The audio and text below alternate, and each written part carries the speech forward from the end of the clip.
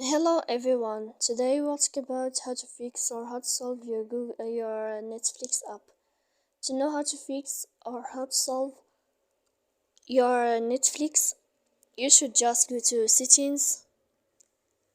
After that, in this page, you click apps, default apps, app settings.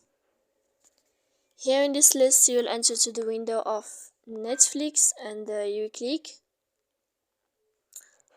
will enter to Netflix here. Then we click for stop and you click OK. After that, we'll enter to storage.